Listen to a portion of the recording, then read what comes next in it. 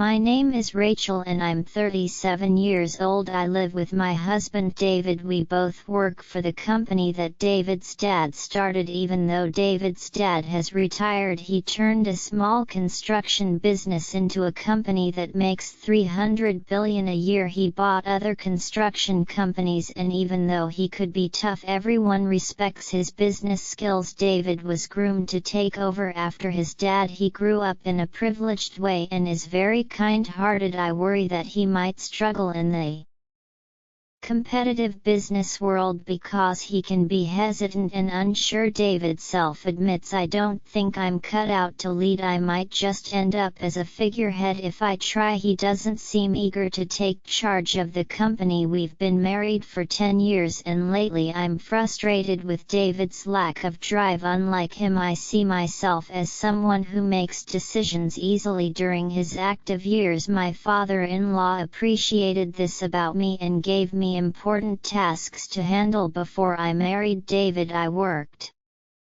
at a bank, so I'm used to handling finances and always thinking about numbers. After we got married, I quit my job at the bank and planned to focus on being a full-time homemaker, but then my father-in-law asked me to work for his construction company instead. Soon after I started, he began inviting me to join board meetings and asked for my input on how things were managed. Initially, some board members were unsure about having the founder's daughter-in-law involved in important meetings. However, as I consistently offered valuable insights, they started to take my suggestions seriously. Despite David also being on the board, he rarely attended meetings, and everyone, including my father-in-law, saw this as normal. One day when I returned from a meeting, I found David casually watching TV. "Why didn't you come to today's meeting?" I asked, feeling angry. "You're an important member, you should take it seriously." He didn't seem guilty at all when he replied, "Even if I did go, I don't really understand what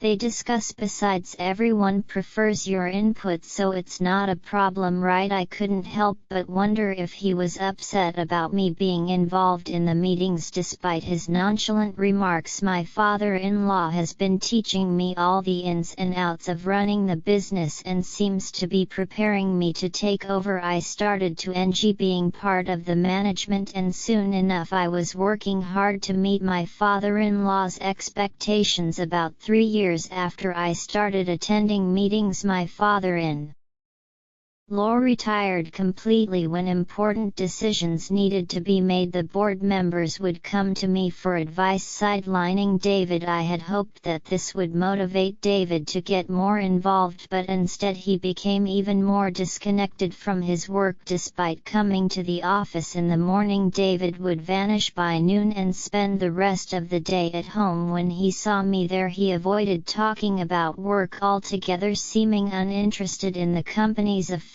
Meanwhile, my responsibilities at the company kept growing. After my father-in-law retired, the board members relied on me increasingly, and I started handling duties similar to those of a CEO. Our company is large with many employees, so I worked hard to boost sales and profits for their sake. Thanks to the efforts of our employees, our sales started to rise. I found running the company more and more intriguing, and I became deeply involved in my work. In contrast, David seemed to lose interest in his job, and his presence at the company became less frequent. Our conversations at home dwindled and our relationship started to feel strained. "I met your sister Emma today and we had lunch together," David told me when he came home. Emma, who's 3 years older than me, just went through a divorce about 4 months ago. It happened because she cheated and things got really heated when her angry husband showed up at our parents' house. I was caught up with work, so David stepped in to calm down. Nice husband. Despite the tense situation, David's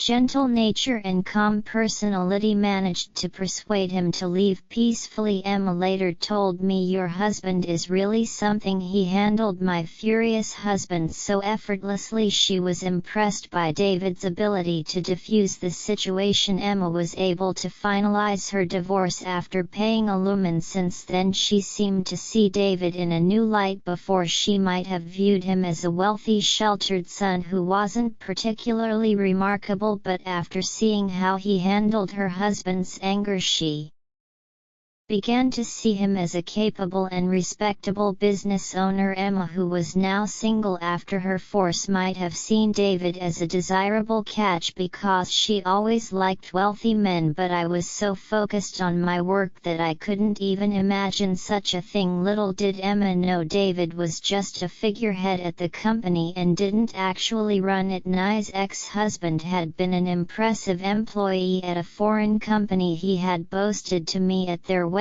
saying, "I have a high salary and good looks. You must be jealous." He was indeed handsome, intelligent, and carried a sophisticated charm. I couldn't fathom why Emma would cheat on such a wonderful husband. 5 months after David mentioned having lunch with Emma, I came home one day to find David looking unusually serious. "Rachel, we need to talk," he said. It was the first time he had spoken to me like that, and I felt a sinking feeling in my chest as I waited for him to continue. "Actually, Emma is pregnant with my child and I want a divorce," he told me. I was shocked by both the request for a divorce and the news of Nye's preg. Emma stunned and speechless. I listened as David added, "Emma plans to come over on our next date off to discuss this. I hope I can count on your report." I was shocked. "So you want to marry my sister?" I asked David. He looked troubled and replied, "It's not that I want to marry her, but if she's pregnant with my baby, I feel like I have no choice." David's usual indecisiveness frustrated me, and I sighed. "Well, if she's carrying your child, I guess we have to deal with it. Let's talk more when she comes over." Feeling like David and I couldn't make decisions together, I decided to meet with my sister directly to sort things out. Even though I had already made up my mind about getting a divorce, I felt I needed to talk to my father-in-law about the situation with the company. As someone involved in running the business as the founder's daughter-in-law, divorcing would make me feel like an outsider. The next day I went to my in-laws' house and shared exactly what David had told me with my father-in-law. My mother-in-law was initially excited about the prospect of having a grandchild, but she quieted down quickly when my father-in-law gave her a stern look. It seems she cared more about the grandchild than the company's management. After thinking it over, my father-in-law smiled and said, "Rachel, I want you to continue managing the company as you have been. David can do as he pleases. I'll handle the responsibility." It was clear that my father-in-law valued the company's management more than anything else, including his son or the prospect of a grandchild. Even though he had retired as the company's founder with the majority of shares, his influence was significant. There were no executives who would defy his wishes. I had grown attached to my work and was reluctant to step away from it. With my job secured, it was time to discuss the future with my sister. On my day off, she arrived at my house with a confident smile and said, "Rachel, it's a shame you couldn't have a child." She then arrogantly offered me money as compensation and demanded that I leave the house immediately. My husband sat there silently listening to our conversation. Despite being the cause of the problem, I was dismayed by his indifferent demeanor and responded, "It's fine to discuss divorce, but we also need to address custody and property division. Let's bring in a lawyer to handle this properly." I never imagined my own sister would end up with someone like David. I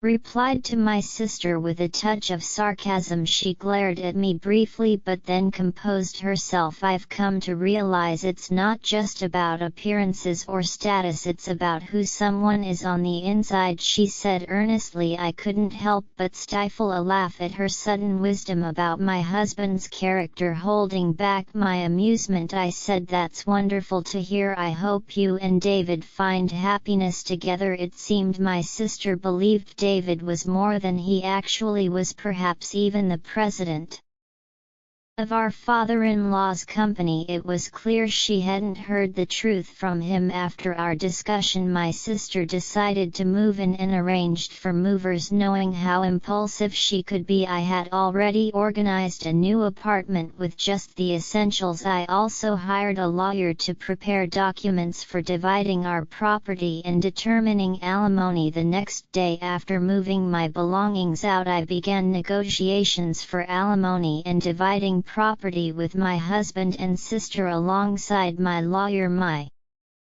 husband remained passive, showing little emotion, while my sister did all the talking. As I mentioned earlier, I'm willing to pay whatever alimony you ask for, so please take your time to decide, she said. Upon hearing this, my lawyer decided to pursue alimony from my sister as well as my husband. My sister is already making alimony payments to her ex-husband. I had been informed beforehand that it might be challenging to claim alimony from her. However, since she offered to pay whatever I wanted, I decided to proceed with the claim. During the property division negotiations, my sister eagerly pointed out this mansion originally belongs to David's family, so it shouldn't be included in the division of property right remaining. The lawyer responded, this building and the land are owned by the company, so it's ultimately up to the company to decide. It seemed even my husband thought this house belonged to his father. Is that so? I thought this house was Dad's, he casually remarked. On the other hand, my sister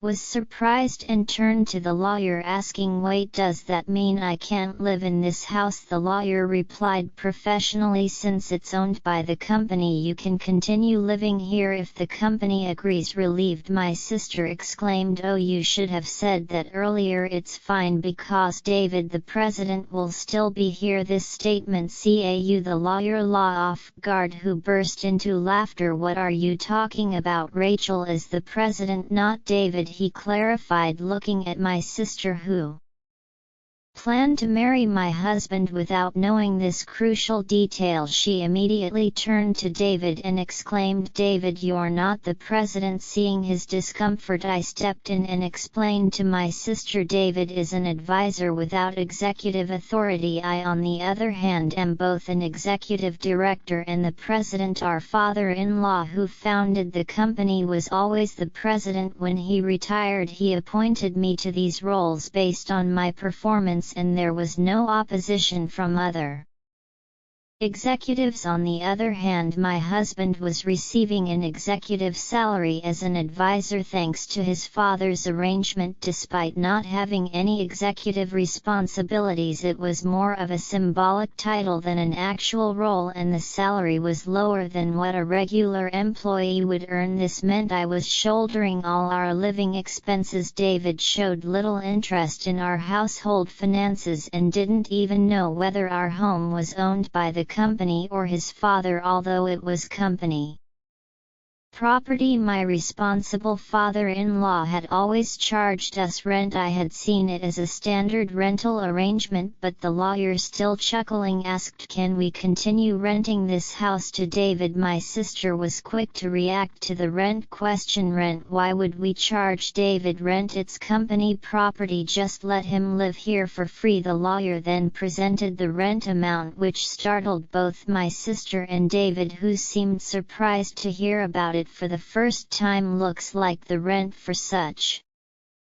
"A big house is pretty steep. I can't afford that on my salary," David remarked, realizing the financial strain it would pose with his modest executive compensation over our 6 years of marriage. David had exhausted most of his earnings. My own salary had also been swallowed up by high rent and living costs, leaving us with few assets to divide, mainly savings after the lawyer left. My sister, now aware that the mansion she coveted was rented, appeared crestfallen and stared blankly. Meanwhile, David wore his usual grin. I suggested, "Why don't you move back to your parents' house? Your mom was thrilled about the preg." Emma. David agreed, but inwardly I couldn't help but find the situation ironic, having to consider arrangements for a man who would soon be my ex-husband. I started to worry about whether he could responsibly raise a child, but I quickly dismissed these thoughts as irrelevant. Turning to my sister, who seemed to have forgotten about her own alimony situation, I asked, "Are you okay with the aluminum arrangement, sis? You seemed confident earlier, but you're also paying your ex-husband, right?" Her expression shifted abruptly as she processed my question, snapping back to reality. "Aluminum? I have to pay that too?" my sister exclaimed, clearly shocked and seemingly unaware of our earlier discussion. "You said you pay plenty of alum earlier, but you didn't expect to pay it yourself, did you?" "My salary is really low," she continued, sounding incredulous. David and my sister exchanged surprised glances, and I couldn't help but feel like laughing at the situation. I had already finalized the divorce papers and alimony requests, so personally it didn't affect me anymore, but watching David and my sister's reactions was almost comical. My ex-husband, who had remarried my sister and moved back to his parents' home as I had suggested, found himself caught in constant arguments between my sister and our in-laws. The root cause of these conflicts stemmed from the lie about my sister being pregnant with his child.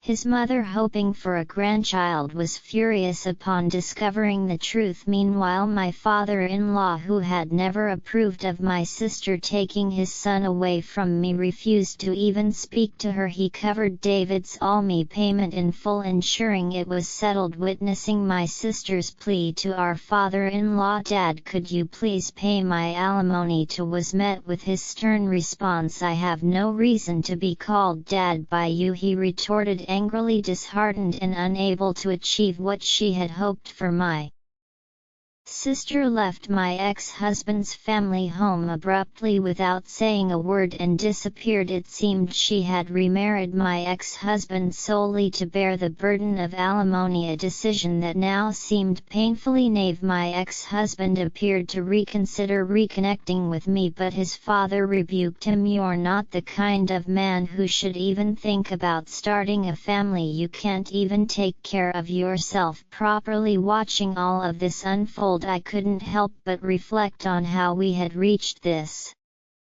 point. When David agreed to move back to his parents' house, I knew it was the right decision. While his mother was overjoyed at the prospect of a grandchild, I couldn't shake the feeling that David was simply not ready for the responsibilities of parenthood. His lack of engagement during our marriage persisted, and I doubted it would ever change. Seeing my sister's shock when she realized she had to pay alimony was almost amusing. She had been so confident earlier, but it was evident she hadn't fully considered the consequences with her finances already strained. Adding more payments would only worsen her situation. I couldn't help but wonder how she could be so naive. The negotiations for alimony and dividing our property proceeded smoothly thanks to my lawyer's meticulous approach. Everything was handled fairly and transparently. In contrast, David and my sister appeared bewildered and overwhelmed by the process. Their exchanged glances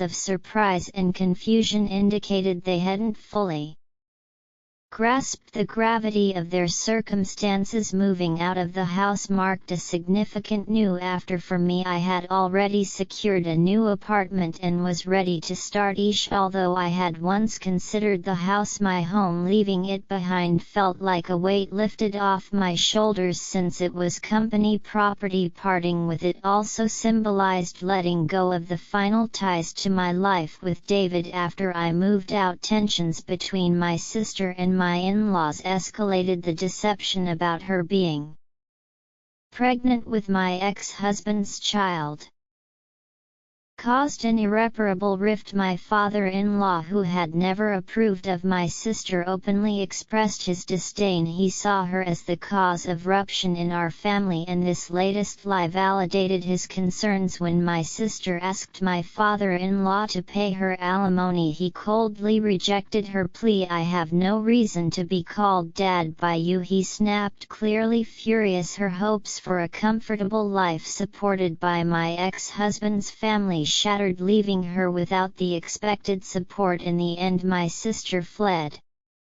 from my ex-husband's family home without a word, abandoning the turmoil she had stirred. Her plan to remarry my ex-husband and secure financial stability had disastrously backfired. Instead of finding security, she had only multiplied the problems for herself and those around her. My ex-husband, realizing the chaos he was caught up in, seemed to consider reconciling with me. However, his father, always the voice of reason, rebuked him harshly, saying, "You're not the kind of man who should even consider starting a family. You can't even take care of yourself properly." Ultimately, I moved on from the entire ordeal. I focused on my career and building a new life, leaving behind the turmoil that had engulfed my marriage. It was evident that David and my sister had their own paths to navigate, and I chose to detach myself from their complicated lives. The experience taught me valuable lessons about trust, responsibility, and the importance of making decisions based on personal integrity. I resolved never to reconcile with my ex-husband, even if he begged me. His betrayal with my sister and his indifferent demeanor had shattered any remaining faith I had in him. During our discussions, he lost his executive position and now works as a temporary employee. His behavior throughout our marriage and after the affair made it clear he wasn't reliable or trustworthy. His lack of commitment to our relationship and the company showed he wasn't suited for the responsibilities he had. Seeing him reduced to a temporary employee only reaffirms my decision to move forward without him. Being CEO has become the most important aspect of my life. It gives me purpose and fulfillment, keeping me focused and motivated. I take pride in improving the company for our employees and their families. Being CEO is now central to my identity, and I can't imagine giving it up. I'm not considering remarrying after our breakup. Starting a new relationship isn't something I'm interested in right now. I've been through too much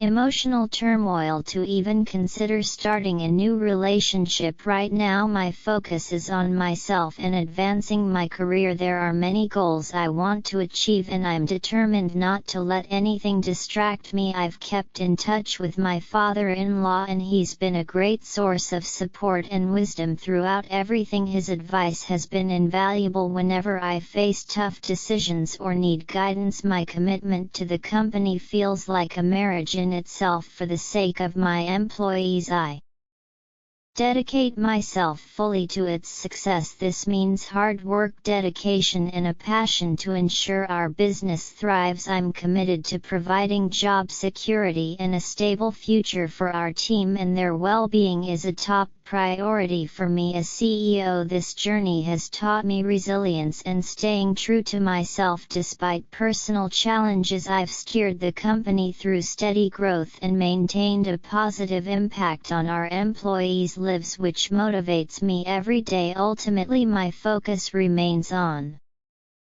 Leading the company and supporting my team, I'm driven to create a successful future for all of us. While my personal life has had its challenges, my professional life gives me stability and a deep sense of accomplishment. This is where I draw my strength and where I choose to direct my energy moving forward.